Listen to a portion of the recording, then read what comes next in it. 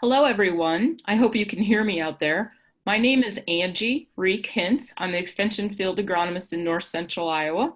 I want to welcome you to our Essentials of Row Crop Management, a socially distant webinar series for the spring of 2020. On behalf of Megan and I and Iowa State University Extension Outreach, we want to say thanks to our University of Minnesota partners for helping us pull together this 5-series event. So each day this week at 1 o'clock, we will have a new topic. All of these sessions or topics are designed to be 30 minutes or less. So the topic itself will be discussed in about 20 minutes, and then we'll have a few minutes for questions and answers. So starting with tomorrow's series, we're going to talking about managing stored grain for this spring. On Wednesday, it's ensuring high quality dry fertilizer applications, talking about even spread patterns and all the implications that may or may not have on our crop production. Thursday, the 9th, will be pre-emergence herbicide programs. And on Friday, the 10th, is tillage options this spring. Let me remind you that we want you to type your questions in the question and answer box at the bottom of your screen. And please save the chat box for all technical issues. I will be monitoring the Q&A, and I'll interrupt Megan from time to time to have questions answered for you, and she will also be happy to take questions once we get going into the program or after the program if we don't get through all the questions. So with that, let me introduce to you Meaghan Anderson. Meaghan Anderson is a field agronomist with Iowa State University Extension and Outreach. Meaghan is located in central Iowa. Meaghan, take it away. Thank you, Angie. Hopefully everybody can hear me just fine. I think I unmuted myself. Yeah, thanks to everybody for joining us. Our first topic of the week is kind of just a brief summary of a few tips. So my top 3 tips to better manage cover crop termination, in particular as we look toward corn planting, hopefully here in the next several weeks, and then soybean planting likely after that. It's important to make sure that we're managing these cover crops well so they don't become weeds. So my top 3 tips, which I'll go further into depth about each of them, but they're just going to be fairly brief for this time of this presentation, would be to 1, make sure that we terminate our cover crops in a timely manner so that they don't interfere with our row crops. Number 2, make sure that if we're using a herbicide option, which is typically going to be the easiest and most effective way to manage our cover crops, that we are using the most effective herbicide choice available to us. And number 3, my third tip, once we decided that we're going to get the cover crop killed in a timely manner, would be to consider how you might be able to make a cover crop work for you. And I'm going to talk just briefly about weed suppression as a way that we can maybe make our cover crops work for us. So when it comes to terminating cover crops, there are a lot of goals that everybody is trying to balance that I think it's really important that we consider. This map here actually has the dates across the state of Iowa of the average date in which our soil temperatures are above 38 degrees in the spring. So 38 degrees is kind of considered to be the temperature at which our cereal rye will be out of dormancy and will be growing. And that would be the point at which we could start to consider terminating it. So hopefully for those of you in other states, you could gather some type of map similar to this and get an idea of when our cover crops may be coming out of dormancy in the spring. So we're trying to balance a lot of things, like I said, making sure that we're getting effective timely kill. We want to make sure that when we're choosing our herbicides that we're making the appropriate choices, we're choosing the best adjuvants available to us for the species and the environment. And then we're making sure that we're managing that spray appropriately so that when we're actually mixing that together, we're just doing everything we can to make sure that that herbicide's actually going to work. And we want to make sure that if we have the opportunity to, we can maximize efficiency by incorporating multiple passes together. So in a lot of cases in the spring, farmers may be considering using UAN as part of the carrier to get some nitrogen and maybe some extra burn down, as well as use of a residual herbicide. But we need to keep in mind that sometimes those will add risk to this cover crop termination, in particular if we're in kind of cool, fluctuating, not perfect weather conditions, which are pretty common in the spring. So our general guideline, and this is across multiple states, in some areas it may differ, but at least here in Iowa and in Minnesota, we generally advise that you terminate cereal grains at least 10 to 14 days prior to planting corn. And if we're talking about before planting soybean, we want it to be terminated at or before planting. That's strictly from a risk management standpoint for the at or before soybean planting. And for the corn. So why is that timing important? We want to make sure we're obeying our crop insurance termination guidelines. My understanding is that those are much more flexible now than they have been in the past, but it's important to talk with crop insurance agents to make sure that you're aware of when that cover crop needs to be terminated so it doesn't interfere with any crop insurance that you might have. But really the big reason that timing is so important is because we want to make sure we're minimizing the interference that a cover crop might have with our cash crop, right? So if we're growing a cover crop, we may be growing it for certain benefits, but we want to make sure that the cash crop is what is at least seemingly going to make us money, we hope.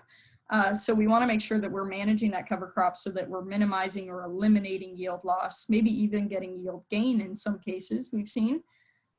So nutrient tie-up is certainly a concern. The biomass can potentially interfere with planting itself. We can have concerns with green bridge effects with disease pathogens and insects. And of course, that cover crop can just act as a weed if we don't get it terminated well. So that 10 to 14 day time frame before corn is probably the time frame that's most important. And the reason that is because of all of these potential issues with that cover crop. Most importantly, I think carrying diseases or being a host for insects that may like to jump over from that dying cover crop onto our corn plants. So the 10 to 14 days is really just a guideline, but to manage risk the best, we would advise that that cover crop be brown and dead before you plant your corn into the crop field. With soybeans, they seem to tolerate a lot of these issues a lot better or potentially don't have some of the issues. So that's why we see that time frame really disappear, at least as far as getting it killed before planting. Probably the most important thing with soybeans is just making sure that you're able to plant into as much biomass as is there.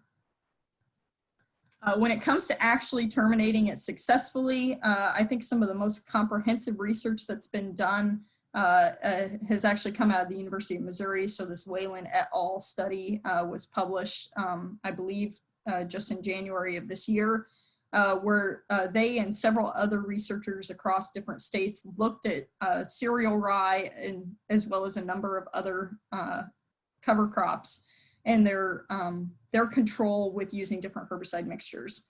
And universally across the board for their grass cover crop species, they found that mixtures with glyphosate were by far the most successful at actually terminating those cereal grain cover crops and annual ryegrass as well.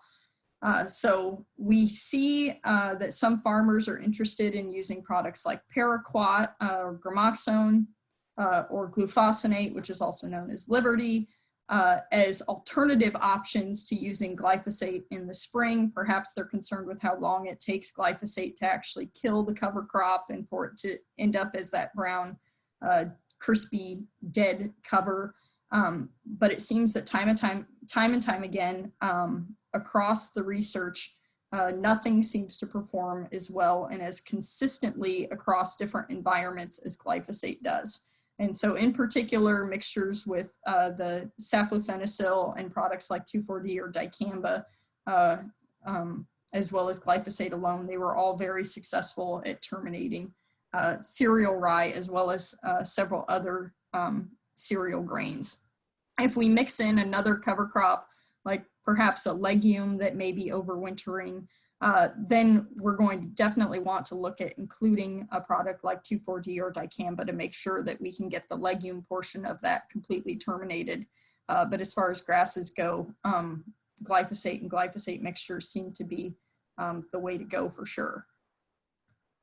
So here's just some nice images of a little trial that I did down in Southeast Iowa. I believe this was spring of 2017. And I actually used a small sprayer. So for every plot, we had to go down and then turn around and come back. So you'll notice that the center of the plot got a little bit of overlap and is more dead than the two margins. But 3 weeks after the treatment, you can see that the glyphosate was the only one that essentially completely terminated the plots. The paraquat, really it took about 3 weeks for us to be totally sure that it was in fact coming back. And the glufosinate never really browned down all that much. You can see it's definitely stunted, but it still maintained a lot of color. And this is fairly consistent across environments. The bigger those cover crops get, the harder they're going to be to control, but glyphosate seems to manage that well across many situations.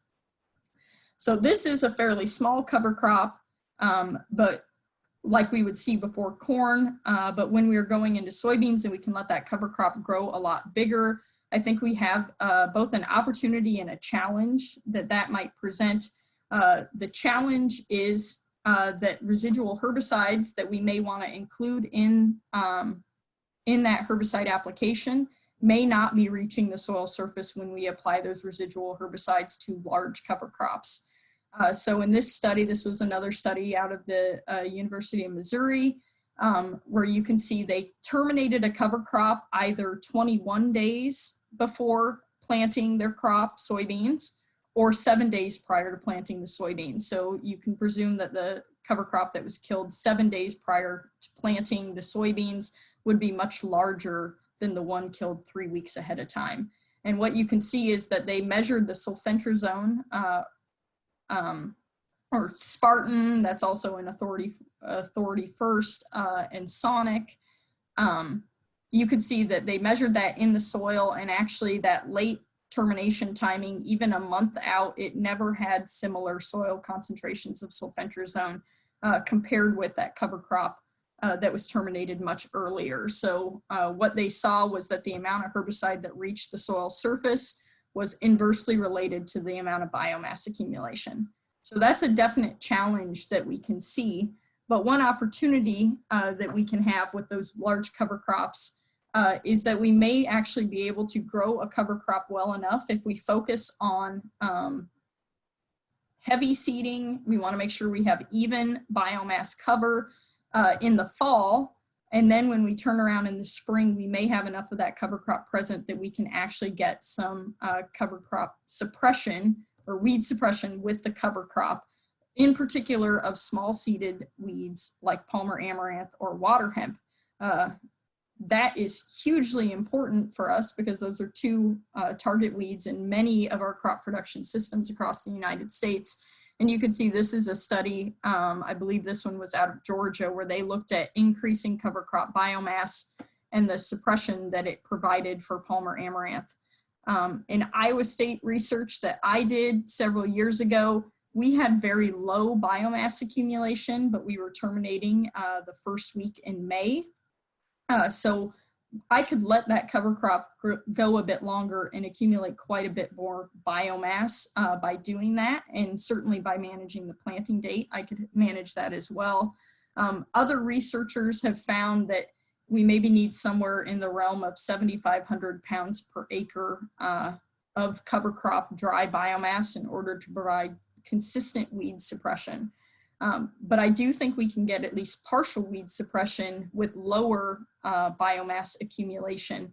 And that's an opportunity where maybe if we're going to hang up that residual herbicide in that cover crop anyway, perhaps if we can grow a cover crop with the focus of getting weed suppression, we can move that herbicide to a different point in our production system, maybe into an early post-emergence application when our cover crop has been terminated already, or perhaps save some money on that residual herbicide if our cover crop can be acting basically as a short-lived residual herbicide by itself.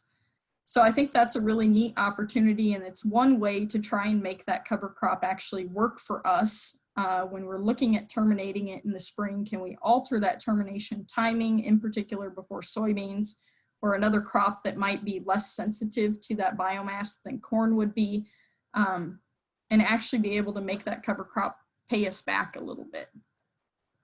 So in summary, my 3 termination tips would be to terminate your cover crop in a timely manner, but just know that soybeans are a lot more tolerant of heavy biomass than corn is going to be. So that termination timing is less important prior to soybeans than it is corn, I think.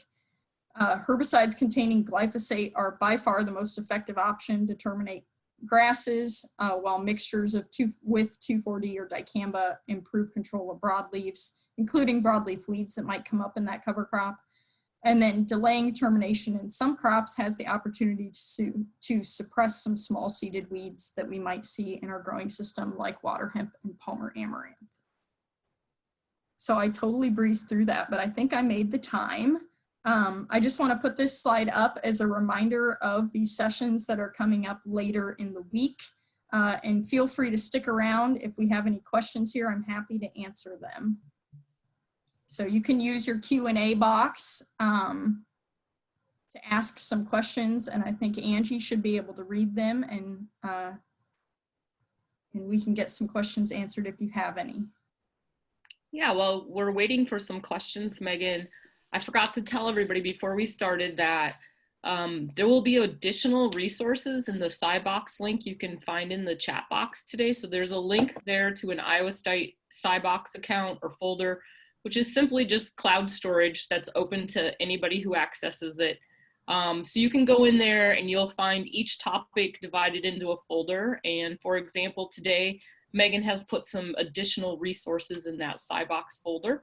If you're having trouble accessing it, please let Megan or I know and we'll help you get into that. But it should be publicly accessible to anyone. So I put 2 resources in that SciBox, and I'm happy to put a PDF copy of my slides as well. But the 2 resources are 2 ICM news articles that we've written in the last couple months, one of which actually talks about some of this research with regard to residual herbicides getting hung up in the cover crop residue, as well as a recent article that we wrote talking about kind of the basics of cover crop termination and managing that with herbicides. Megan, we have a question from an anonymous attendee. Have you ever noticed herbicide injury to the row crop soybeans as that residue breaks down?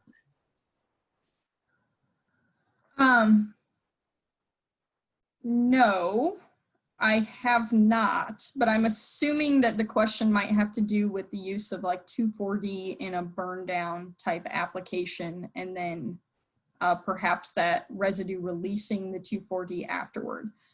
I have never heard of that or seen that, and I can't say that it would not be possible that something like that would happen, but it seems unlikely based on some of the research that I've seen looking at how well that cover crop ties up those herbicides, and it doesn't seem like after a length of time it releases it back into the soil. That's my assumption of what that question is. Maybe they could clarify.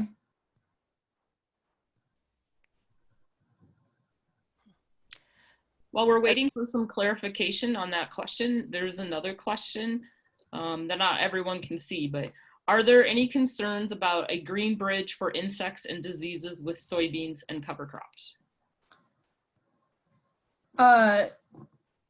So the research, the work that I've seen, maybe I wouldn't call it research, but the observations that I've seen, I have not noticed or been told of issues with diseases carrying over from cover crops into soybeans. And I think that we occasionally do see yield issues or establishment issues with soybeans, but I don't know that I would attribute those to disease issues. I think there are potential problems with having that heavy residue and planting soybeans into them with insect issues. In particular, right, our typical migratory pests that we see in the spring, we may see like armyworms and black cutworms.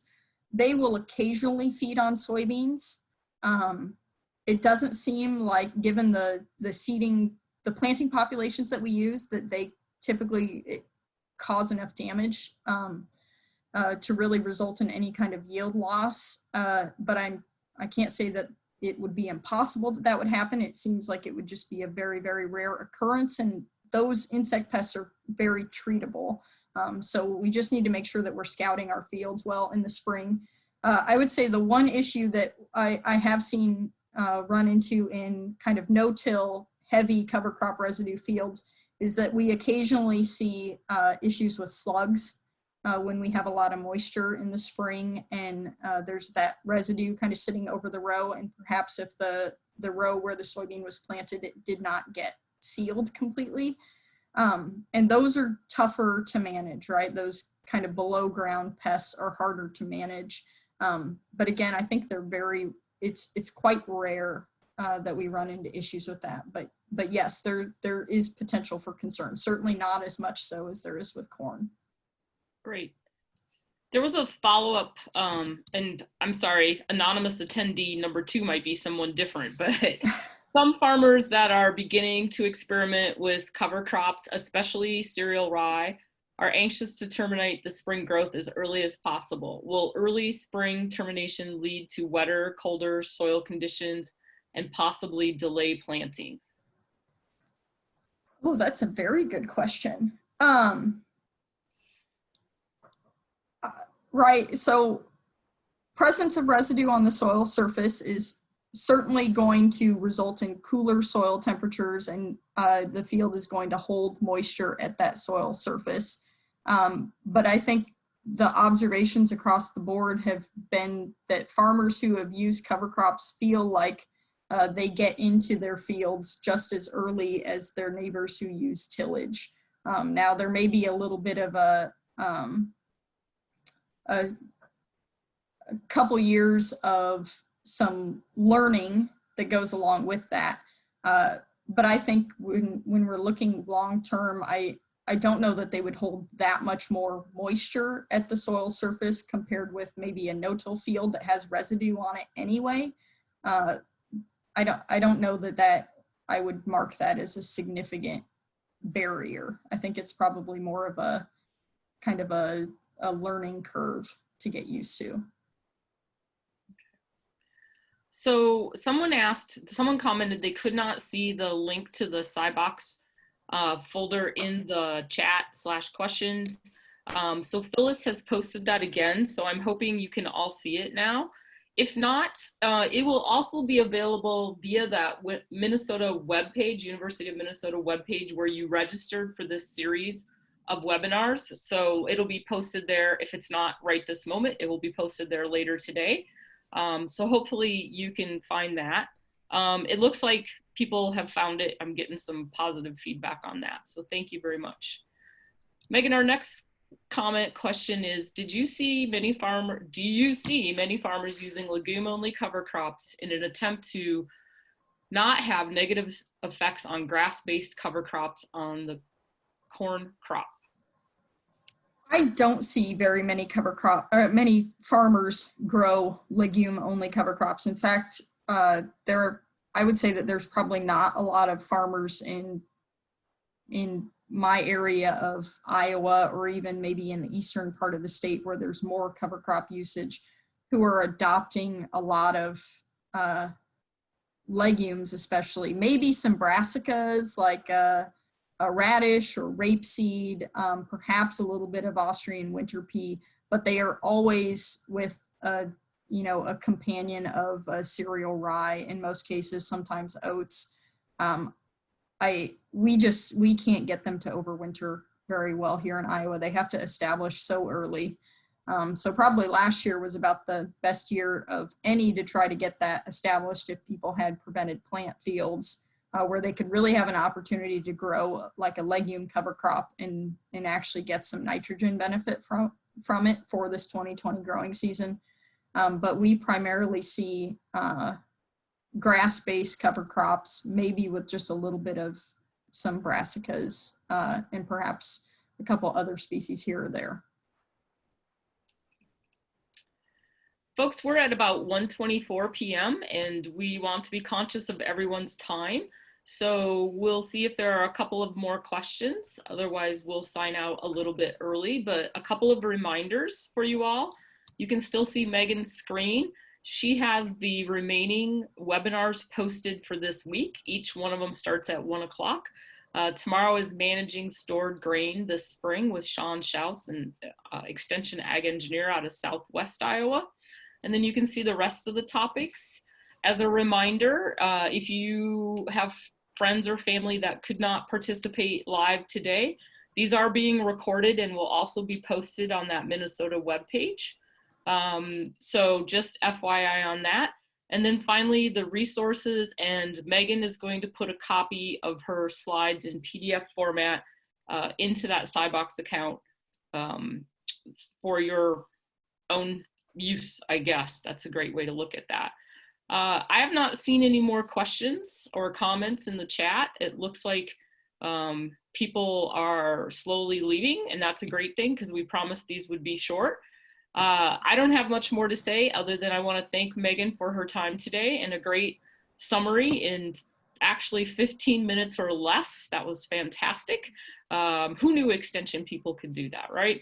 So anyway, please join us tomorrow at 1 o'clock for our topic of managing stored grain for spring.